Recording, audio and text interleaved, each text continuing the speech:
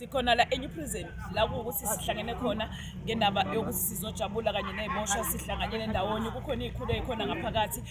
angifuni ukuthi usale ungazange ukuthi kwenzekaleni ningokwenzekalile ngaphakathi but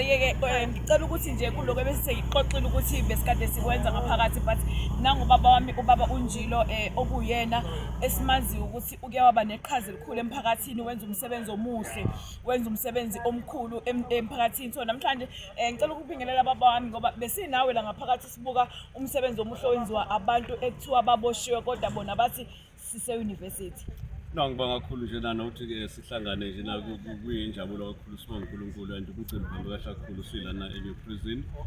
lapho sihlangene khona nabantu abagciniwe esithemba ukuthi ikusasa labo lizoqhakaza kodwa usuhambe kahle kakhulu and into engijabulisa kakhulu ntokozo yakithi ukubona amakhono abanawo ngathi amakhono bangathi babephuma baphumele nawe ngaphandle and ngisengahale ngathi singaba neyouth ezokifike izobona ibona nalamakhono ibona ukuthi ngempela impilo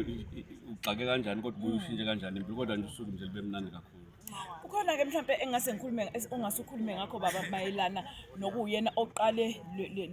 le function adesinayo namhlanje noma ukukhulume nje kancane kafushane ukuthi kahle njengoba abantu kuthiwa baboshiwe kodwa egcikeni kosuku sibabona sekuthiwa benza izinto ezimangalisayo kangaka yini enzekile kuwena? Ngizothi nje uqala nje ngijabulisile ubaba Gumede and ikhono lakhe ade nalo ngaphandle and uNkulunkulu ngempela uNkulunkulu wethu ongahlulwa yilutho and okwazi ukulalela umuntu leli khona ade nalo ngaphandle kanti umlethela ukuthi azoshintsha impilo zabantu ngaphakathi ngoba ngilana nje ngize kulo mcimbi nje uyena ade izihlupho ezikhandle ethi baba woza ngoba siyazi ukuthi sisebenza nawe kakhulu so ke engathitha ngayibamba nje aqhubeke nabanye nakwamanye amajila kwezinye indawo azi ukuthi awunayo ama chemicals ofaka emakhwafa aluka kamnandi ziyabhela ingathweni zifuna ngesikhathi kuthiwa kuyabhela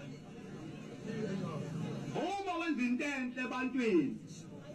abayifuni basho ukuthi nje mlazi kwaJeyi umuntu elele nenja bayikhiphe ephepheni kodwa baphinde bakhipha noZuma ukuthi uzomlalela umfana uZuma masewina abasamkhiphi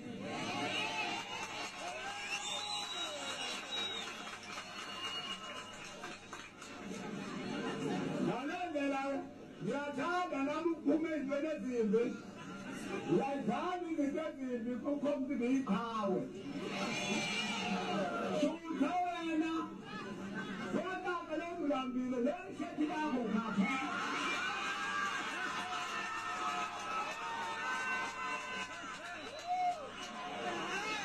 ushuthile yokushupha ngoba uyabona nawe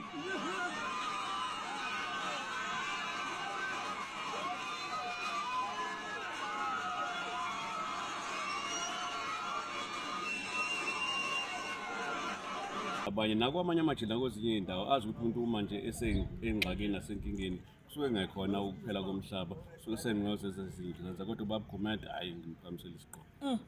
Baba mhlawumbe engase ngithi nje engase ngikusho nje ukuthi nje siyabonga kakhulu ngosuku oluhle nolumangalisayo namhlanje mhlawumbe bengathi nje ithi nje qaphu kancane ukhulume nombukeli lapha ekhaya ukhulume nalo okuyena osejele abakade bela ngoba ngiyazi bazogcina besibonile nasey'nkundleni zokuxhumana. Ngizothi nje na empilweni nasemhlabeni phuma esixukwini into zakho zokulungela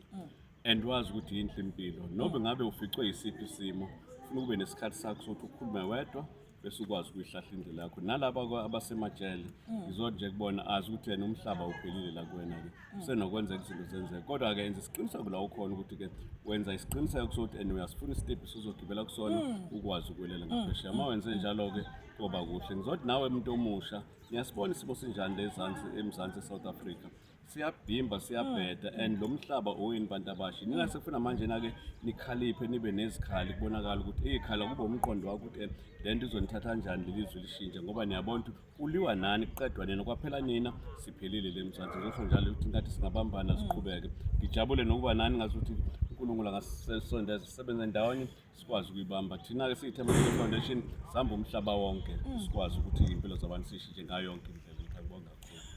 Kuthiwa-ke indlela ibuza kwabaphambili noma kuthiwa gijimela kompunga wemntu omusha siye sagijimela sagijimela kuyena ubaba uNjilo simbonile esebenza kakhulu nakho ekade ewumeya. So namhlanje uke waphinde futhi wasikhombisa ukuthi yena lento yokuba umeya kangasikona ukuthi uye kuyona ngenxa yomsebenzi kodwa uye kuyona ngenxa yenhliziyo. But namhlanje sibonile ukuthi ukusebenza kwakhe akaze kwaze kwaphela amathuluzi ayungawanikezwa ngesihlalo kodwa amathuluzi ayewanikezwa ukuthi yena ngaphakathi isizwe sakhe akasoze alala silambile. So baba uNjilo siyabonga kakhulu, sazoqhubeka-ke sikuvakashela ngisho nasekhaya ngoba sibonile ukuthi umsebenzi mningi owenzayo futhi mkhulu owenzayo. Umlaleli wami ekhaya iloko nje ngikuphathele kona ukuthi nje umzoleni imida owakho owami owethu sonke.